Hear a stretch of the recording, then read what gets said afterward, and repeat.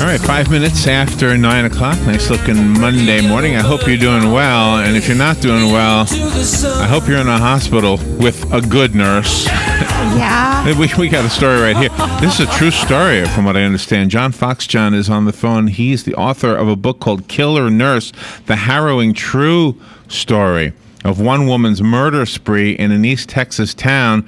She is Kimberly Clark Sayans. I'm going to ask him how to pronounce that, and of course we're going to get more than that out of him. She apparently was putting bleach into the IV ports of people in the hospital, and they were, of course, dying. And apparently this was a big mystery for a while before they finally figured out what was going on. What a horrible, horrible story. And the book is, I was reading the book saying, is this a novel? Is this a true story? And, of course, my notes told me it was a true story. So I'm all ears with this one. Good morning, John Foxjohn. Thank you for being on the air with us today. Good morning, Larry. Thank you for having me. Are you in Texas right now? I am. And she pronounced her name Signs, like a stop sign. Okay, Signs. Kimberly Clark Signs. Where is she now? Prison. Prison, okay. Thank God. Well, I didn't know if you guys would put her to death or whatever. Wow. Yeah. That's an interesting thing, and I went over that a lot in the book, but she got really lucky. She didn't get the death penalty. The district attorney was seeking it. My goodness. How many people did she kill? She was convicted of 5. But I think she killed as many as 19. Oh, wow. Okay, so where do we start with this one? How far back does this go for her? I mean, was she a normal nurse and then something snapped? What happened? I don't think she was ever a normal nurse. She was,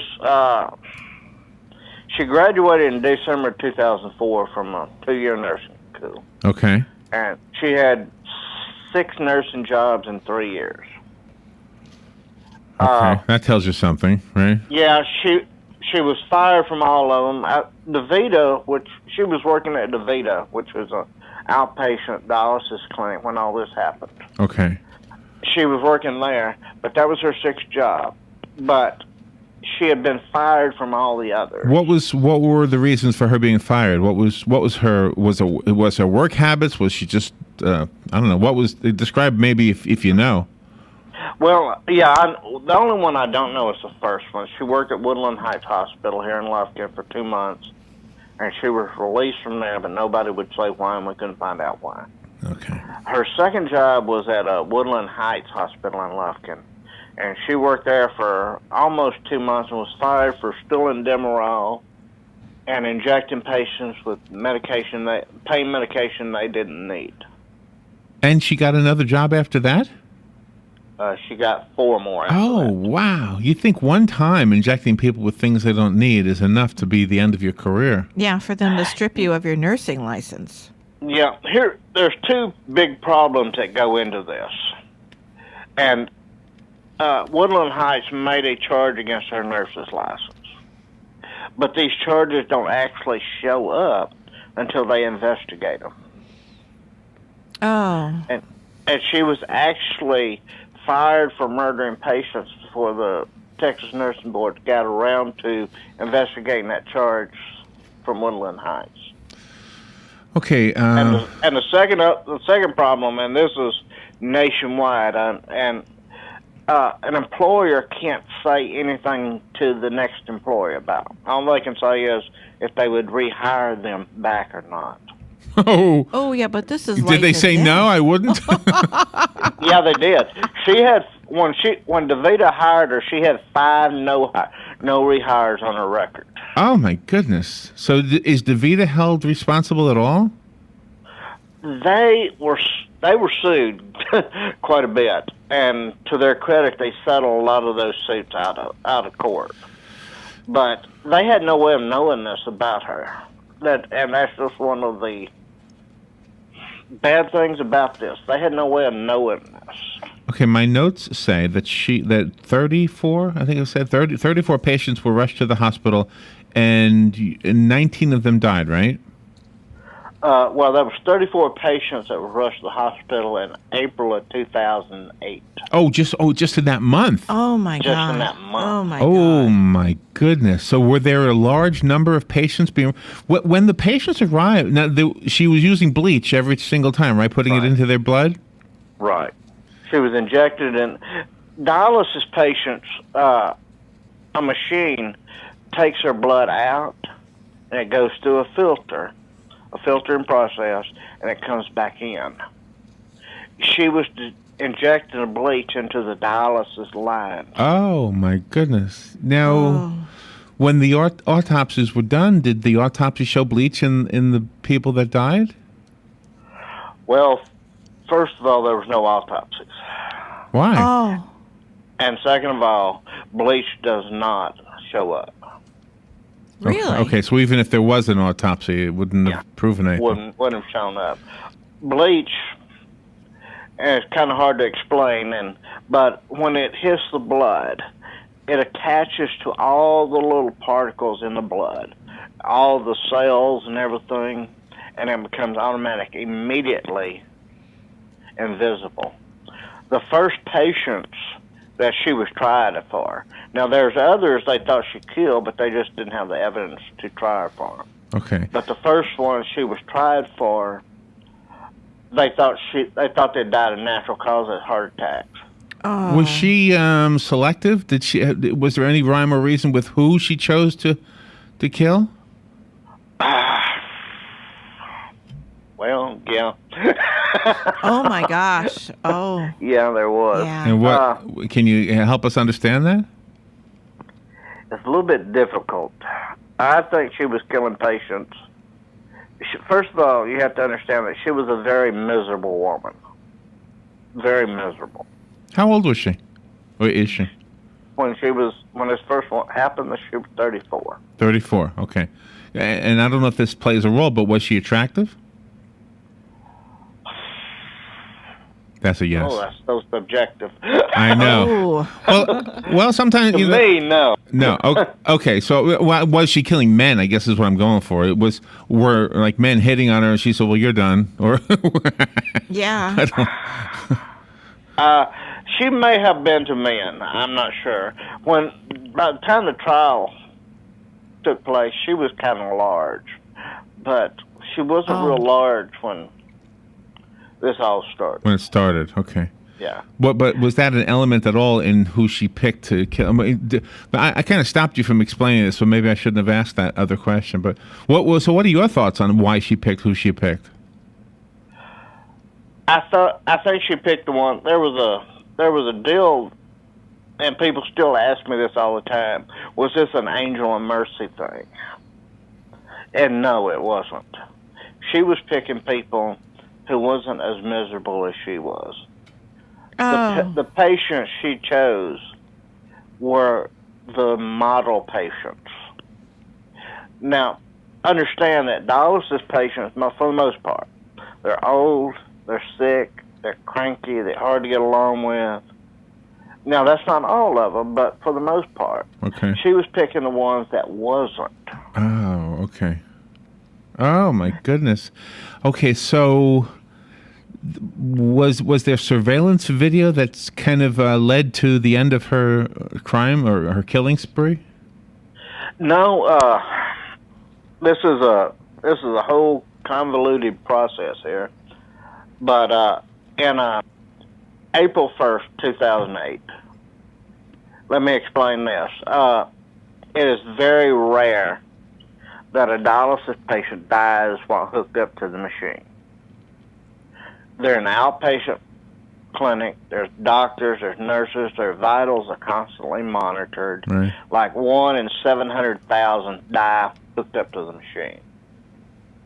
On April the 1st, 2008, 2 of them died hooked up to the machine within 5 minutes of each other. Oh. You can't even calculate those odds. Wow. So was she? Go ahead. DaVita knew something was wrong, but they didn't know what. And they brought monitors in, and they started checking everything. And they checked everything except employees. And the injuries and deaths kept going. But on April the 28th, 2008, 2 patients actually saw her do it. Oh. The patients who were affected by it, or others? No, other patients saw her inject some other patients. And they were scared to death. Was it always ending in death? Did all of the patients who got the bleach treatment die? No, they didn't.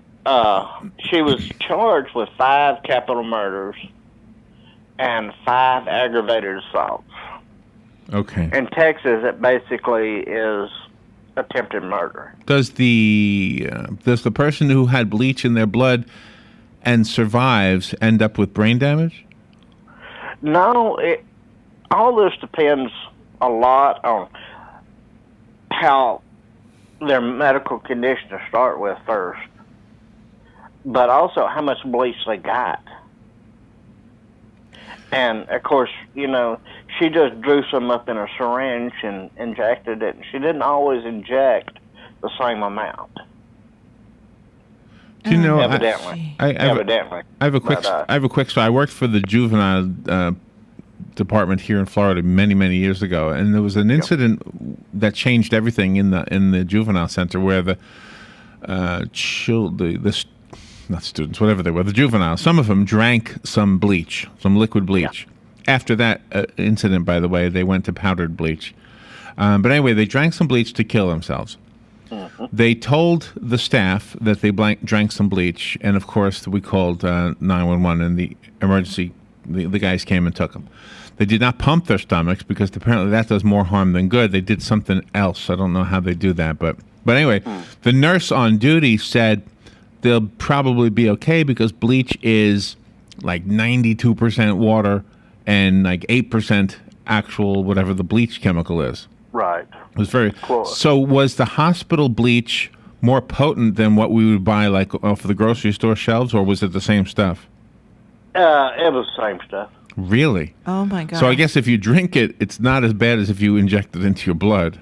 Mm-hmm. Yeah, well, if you drink it, there's a whole lot of things, I'm assuming, because I don't know a whole heck of a lot about that, but I'm assuming there's things in your stomach, the acids and stuff that help foods digest and everything. Yeah. But in blood, what happens when it hits blood, it immediately makes the blood cells burst. Oh. Wow. Yeah, and the blood cells contain things like potassium. Okay. I have a question for you, John, about you as a writer. You're obviously an accomplished writer and author. You're a mystery writer. This one you took, you were a journalist for this one more than a novelist. Yes. More. In your wildest dreams, would you even come up with a story like this? And do you think you'll tap into this one for some of the future fiction that you write? I probably will. Yeah. It's been out 2 months and it's already hit 4 bestseller lists. And this is my 4th bestseller. And I never thought I'd write a true crime. And I was just happy with writing fiction and everything. But this one came up, and it's so unique that I'm just sitting here and I just couldn't pass it up. I'm the only writer here in this area. Well, you are. Oh, that's funny. So nobody else decided to write this? Nobody wrote it. I'm the only one.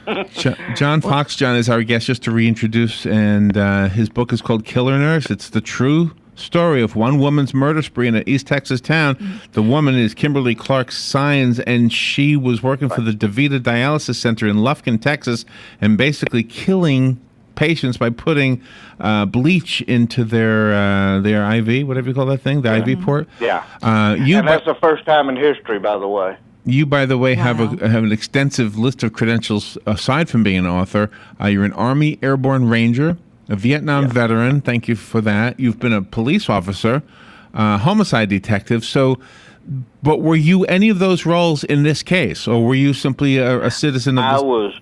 I was none of those roles in this case, but I'll be honest with you. I've investigated over 300 homicides, and that really helped in this one.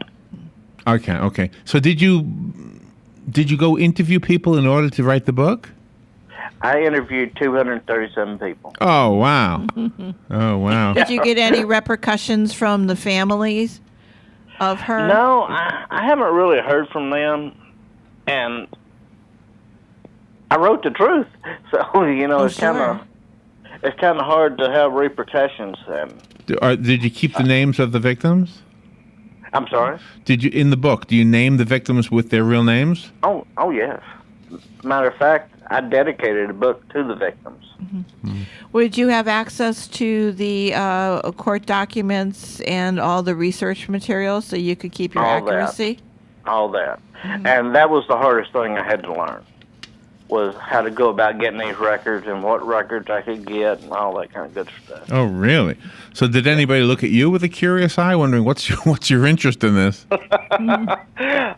Well, a lot of people here know me already. Oh, okay. So, Okay. and all I had to do was tell them I was writing a book and about this, and they knew that. That's one of the things that helped me too.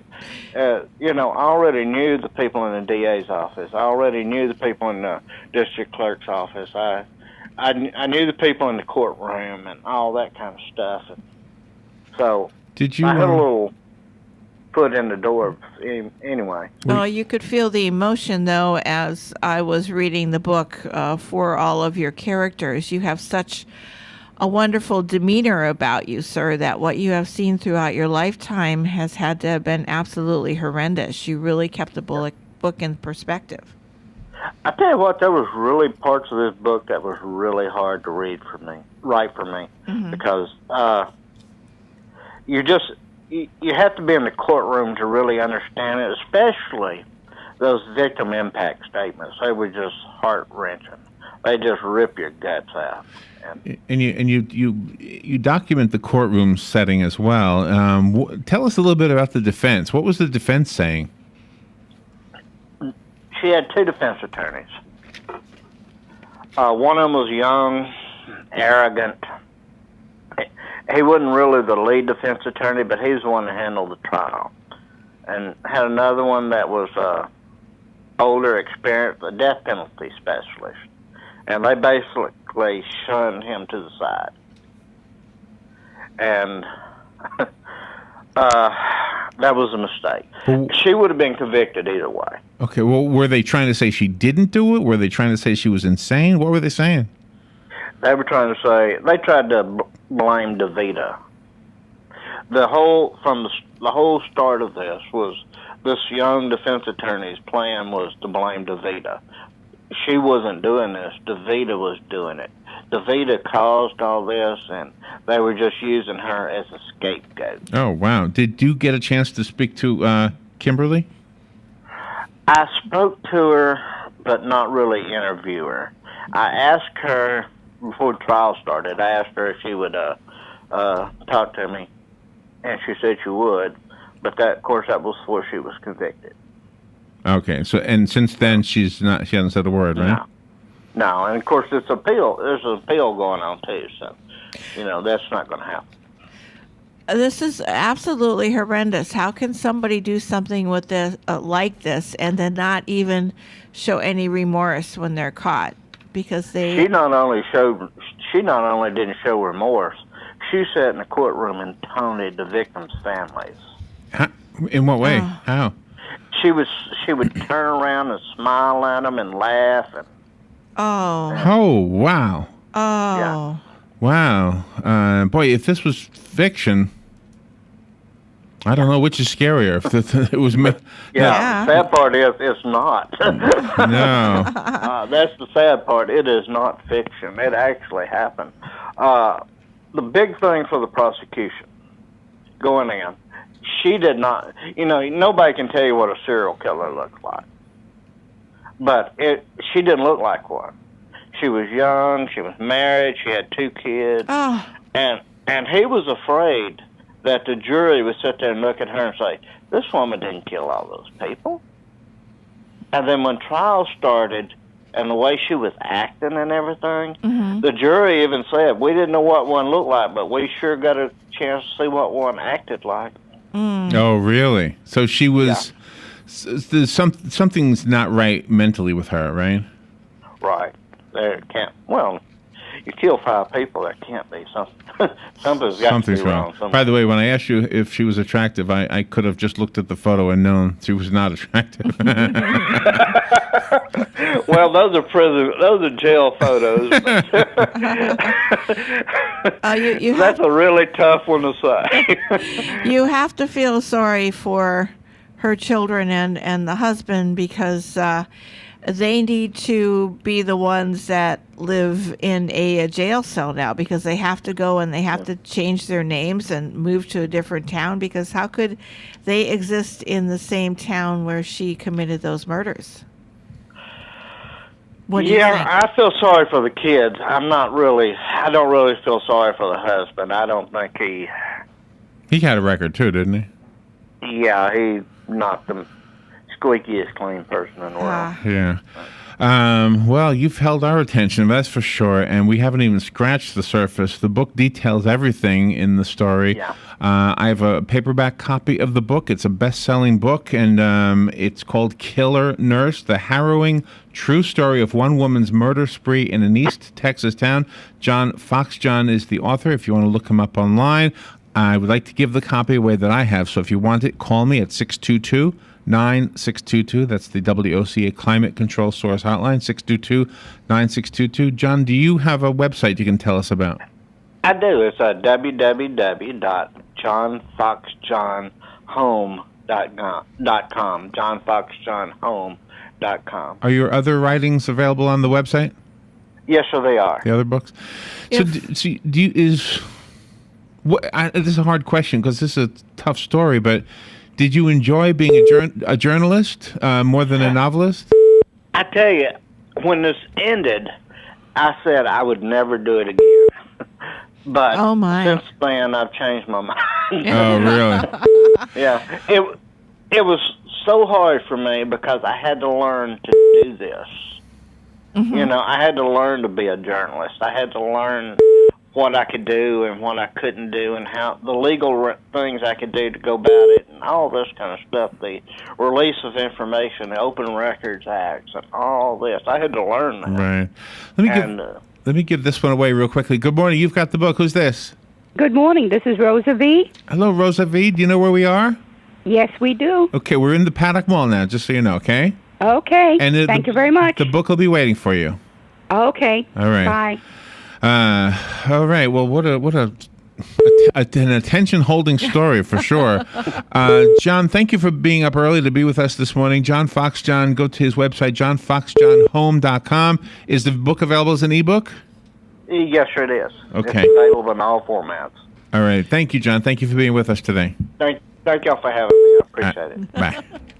Now is the time to take advantage of Florida Credit Union's CD specials. Our 36-month CD comes in at 1.26% APY. A 24-month is working for you at 1.0% APY. And our 12-month at 0.75% APY. All CD rate specials require $10,000 minimum.